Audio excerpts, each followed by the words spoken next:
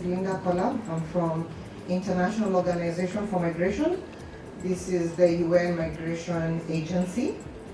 Thank you for having me here today and for seeing the good work that you're doing as Charms Media.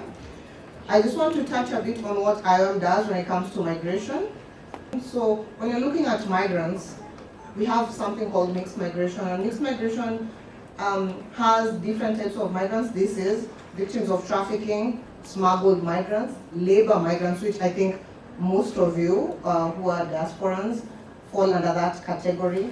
So for the smuggled migrants, unfortunately, when they reach their countries of destination, be it Europe, Asia, Americans, they unfortunately will serve a sentence and might get deported. I'm sure you're seeing a lot of that going on in the current atmosphere.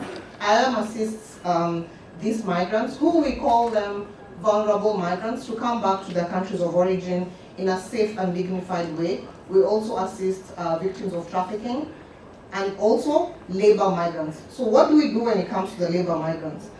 We have done a lot in terms of policy, and this we've done in conjunction with the Kenyan government, Ministry of Labor, Department of Foreign Affairs, which are our main partners, as well as Ministry of Gender.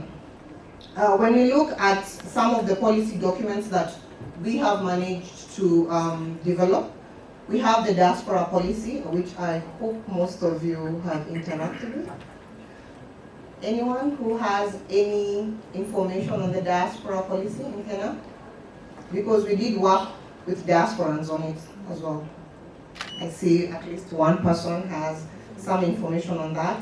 We have the labor migration policy, which is a big feat, because in Eastern Horn of Africa, Kenya is the only one that has a migration policy. We have the Counter Trafficking in Persons Act that is currently being reviewed, and hopefully we'll have it by the end of the year. Okay, maybe next year, since we are in November.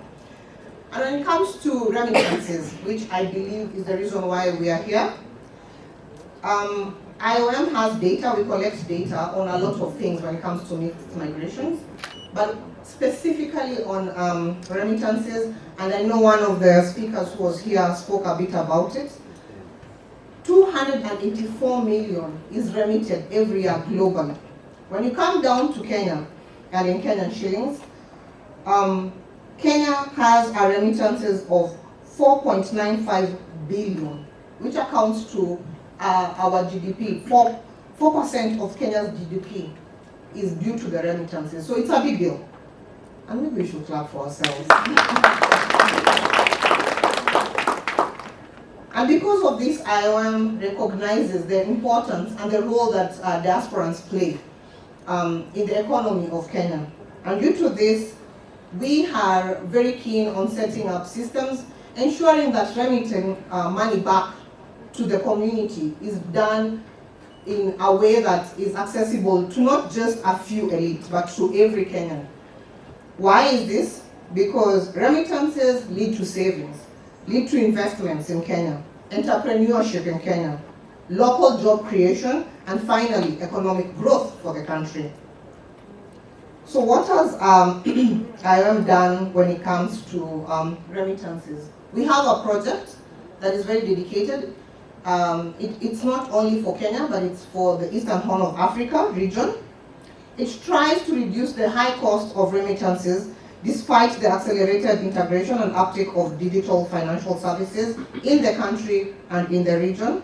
And specifically in Kenya, when you look at 2024 data, the average cost of sending $200 was 8.3, compared to the global average of 6.7. And this is also, we're trying to do this and aligning it by the Sustainable Development Goals, especially goal number 8. And we're trying to do this by the year 2030. So I hope that it will be achievable. Many remittances still used are for short-term consumption rather than for investments. So that's also something that we need to work on, and IOM is actively doing so in partnership with the government of Kenya. We are doing financial literacy trainings, not just in Nairobi, but across the country. We are supporting digital remittances by developing a toolkit. It's called the Digital Remittance Booklet. It's a practical guide for remittancing as well as investments for the Kenyan diaspora. And if you have any questions, you will kindly say chat me or ask Alex for my phone number so that I can give you more details on the same. And for this, we are partnering not just with the government of Kenya, but also with the private sector. So far, we are partnering with Safaricom, which is one of the biggest telecommunication companies in Kenya. We are partnering with Equity Bank, and most importantly, we're also partnering with Kenya Airways, and hopefully in the future, and I'm happy to see that they're also partnering with Chams, and hopefully in the future, we're going to get subsidized rates for migrants, or rather for diasporans who are coming back home to reinvest. So that's a good thing as well, right? So let's clap for KQ. With having said that, I think those are the main things when it comes to what IOM does. In case you or anyone that you know might be stranded abroad and might need assisted voluntary return or reintegration, IOM also does this. It's completely free of charge. And for sustainability, we give reintegration to migrants when they come back to their countries of origin. Thank you so much, Charles.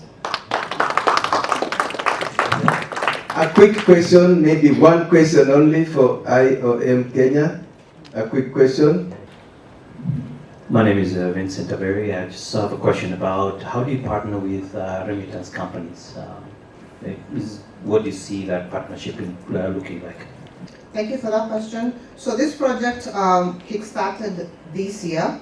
The first thing that they've done is they've mapped out all the remittance companies that we have. And I noted that one of the companies that I've seen was not mapped out. So the mapping exercise has, well, it's about to complete. We'll be having a workshop next week, actually.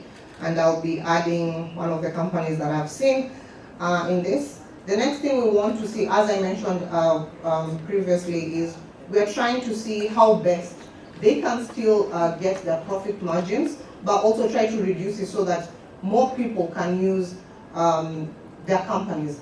One of the problems that we've seen from the reports that we've had, not just in Kenya, but in Eastern Horn of Africa, is most people then end up using informal channels when remitting money. Therefore, this money does not circulate in the economy of Kenya. And this is one of the things that we're trying to just decrease and ensure that money is circulated well, so that it can help the economy. Thank you. My name is Hazel, and the question I have is there have been recent cuts from the US, and they've affected UN. How have they affected IOM? Yes, we were really affected in terms of funding. America was one of the main funders when it comes to our programs. However, we do have funding from European Union, UK, you know about the Brexit, so they are not part of the UK. But I also want to bring in another partner that most people don't think about, and IOM is very keen on, the private sector. We believe in whole of government, whole of society when it comes to approach so that it's sustainable. And the private sector plays a very big role in this. We worked with IKEA. We work with Chanel Foundation. Rihanna also has a foundation, and she actually really helps a lot of migrants. We work with KQ, as I spoke about it. Currently, Kenya Airways is assisting us with victims of trafficking. We have subsidized airfare for victims of trafficking from wherever in the world. And we also train them on how to basically refer victims of trafficking to us.